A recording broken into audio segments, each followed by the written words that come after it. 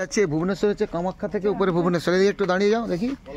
ভুবনেশ্বরে আমাদের স্যার আছেন, আমাদের সম্মানীয় অভিজিৎ মাইতি মহাশয়, আমাদের সিনিয়র আইনজীবী, পাশে রয়েছেন আইনজীবী সর্বাণী দাস, ফিল্ম স্টার প্রতীক দাস, আর আমি তো রয়েছি আপনাদের কুসুমকান্তি দাস। চলুন আমরা এখন ভুবনেশ্বরী মন্দিরে যাব। হ্যাঁ, ওখানে গিয়ে খোলা যাবে। এখান থেকে ভিউ দুর্দান্ত। মানে গুয়াহাটি যদি আসেন, আসামের কামাখ্যা মন্দিরে পুজো দেওয়ার পর এই ভুবনেশ্বরী মন্দির দেখতে হয়, নাহলে অধরা থেকে যায়। আবার ভুবনেশ্বরী মন্দির বা কামাখ্যা পুজো দেওয়ার পর যদি আপনারা উমানন্দ মন্দির যান, উমানন্দ হচ্ছে ওই যে নদীর উপরে দ্বীপে উমানন্দ, যেটাকে পিকক বলা হয়, পিকক দ্বীপ, সেখানে যেতে হয়। তো অনেকেই আসেন এখানে জাস্ট কামাখ্যা করে বেরিয়ে চলে যায়, যারা ট্যুরিস্ট কিন্তু তারা কিন্তু এখানে আসেন। এই উঠছি দেখুন কত সুন্দর জায়গা। হ্যাঁ, ফাঁকা নির্জন, কেউ নেই মানে ব্যাপারটা হচ্ছে ওগুলো জানেই না, আসে না কেমন লাগছে বলুন অনুভূতিটা? দারুণ লাগছে। এখন তো আপনি বাজে ধরুন 1:30, আপনি এসে তখন মন্দিরে গেলে ঠাকুর দর্শন করতে পারবেন না।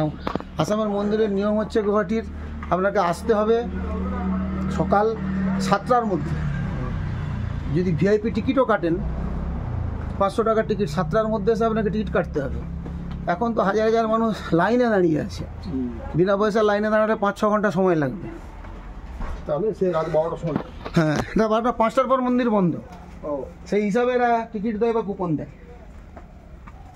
সুতরাং এখানে ঠাকুর দর্শন করতে হলে আপনাকে লাইন পড়ে যায় ভোর 4টে থেকে, বুঝতেই পারছেন। ওই দিক দিয়ে চলো, ডান দিয়ে, ওই দিক দিয়ে চলো, ওই দিক দিয়ে চলো।